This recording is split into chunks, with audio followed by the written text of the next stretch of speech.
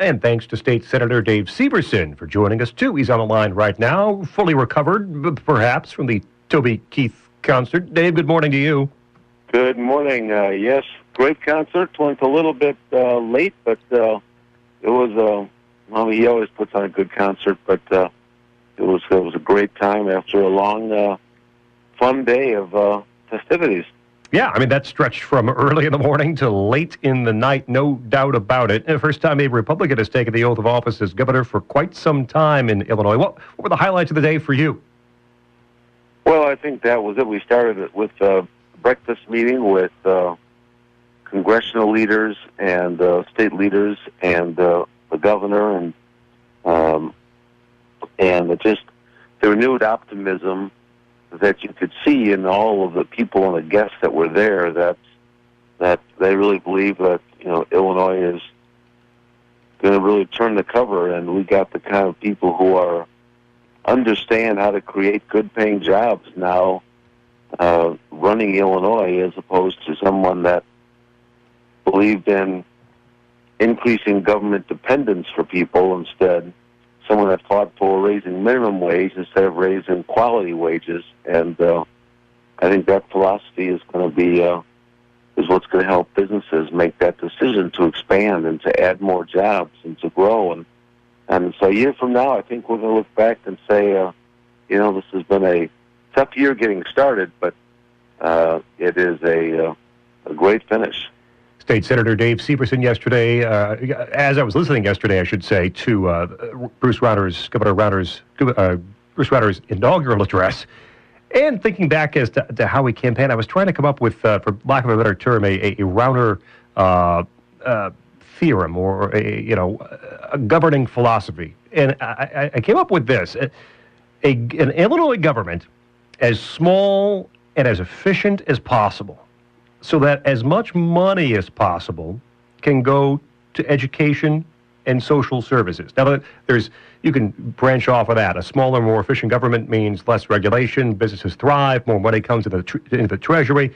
Better education means better trained workers and all that. But, to get it as small as possible, a small and efficient government, as small and efficient as possible, more money for schools and social services, which means a more compassionate Illinois, too. Is that about how you'd peg it?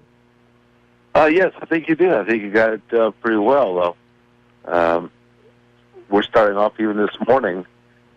We have meetings going on about the agencies that he's talking about putting a freeze on spending on right now until they can come up with a plan that eliminates where there is waste, where there is duplication, where there are services where there's no outcomes. And they believe that, we owe it to the taxpayers to come up with a plan that works. And he understands that we have to deal with this temporary tax issue, because his plan all along was that would be scaled back over 4 years, not dropped off at the first day of his inaugural in the middle of a budget year.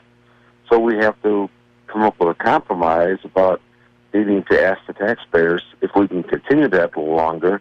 Well, to do that, you better show that you've got some serious plans in place for what you're going to do with that money, unlike the previous governor who said, just give me the money and I promise to do something with it, that he obviously never did. State Senator Dave Syverson with us. It's Riley and Scot on WROK. And I actually took a moment to enjoy this earlier this morning. We all get to enjoy saying this today. Former Governor Pat Quinn, on his way out the door, though, did some things that, reflect on the real Pat Quinn, which is just beginning to reveal itself, I think, over the past 2-3 months or so. Some knew it for a while, but now we see kind of a small, vindictive former governor. Spent his final hours setting some booby traps, as the Sun-Times said, appointing Mike Madigan's wife to a board, appointing John Cullerton's wife to a board, raising the minimum wage, unilaterally executive action for state contract workers, punting on the medical marijuana issue. Quite the final day for former Governor Pat Quinn. Well, it's a Pat Quinn that we've seen and I've worked with for years, knowing that he was a totally different person in the public eye than he was in the private eye. And I'd raise these things. People in the public would just say it was being political, and now people the last, as you say, the last 6 weeks have really seen the kind of person he is, and he's trying every way he can to leave Illinois in such a mess that it'll be hard for Rauner to fix. Mm-hmm.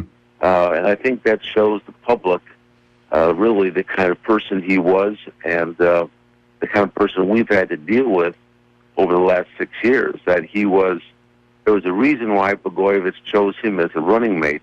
There's a reason why he defended Blagojevich even after he was being indicted when that first re-election came along, because he was a lot alike and part of that same team. And a lot of these things he did the last 48 hours will be reversed. Right. And we'll find ways to get it reversed, and we'll try to fix it. But there are more important things we should be doing than fixing, a little spoiled kid's temper tantrum. State Senator Dave Syverson with us here. It's Riley and Scott on WROK. Something, excuse me. Ooh, something caught in the throat there. Something Bruce Rauner said in the inaugural address yesterday I thought also was very important. He talked about, of course, sacrifice for everybody, from labor organizations and labor leaders and politicians and interest groups and those who pay for government and those who sacrifice all around to get us back on the right track. But later in the speech, he said, listen, you have to rebuild trust in government. When people are asked to sacrifice, they must be convinced that that sacrifice is going toward a greater good. That's one of the reasons I think people were so ticked off and so angry. I mean, yeah, a 67% tax hike is terrible for the economy, for everybody, but in addition to that, nobody actually believed it was going to go toward what was promised it would. And it didn't. I mean, everyone was right.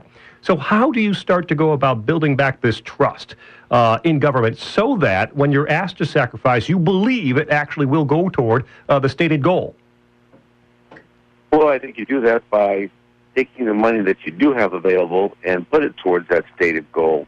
So before you come back and ask for this tax to be continued in the next few weeks, you come up with plans of where cuts are going to get made. You come up with a plan of how you're going to live within your means, and you present the public that plan. And I think you'd see by some of the directors of the agencies that he's picked, mm-hmm. He's picked outside people. He's picked people who are very, very bright, and people that don't have political agendas.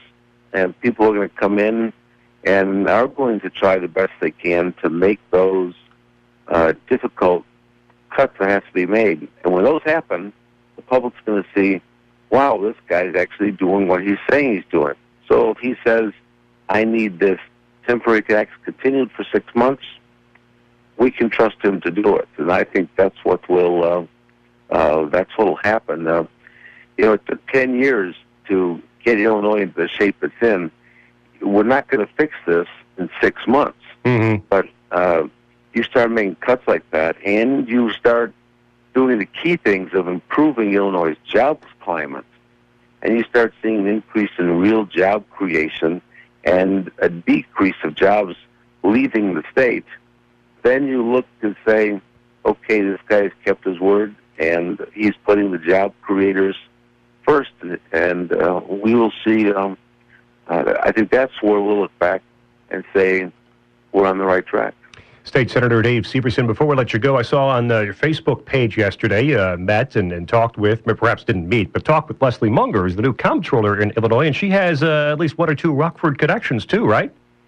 It is interesting. I was talking to her, and her husband was there, and he said, well, and I went to Guilford. And I said, well, great. What year did you graduate? And he said, I graduated in 77.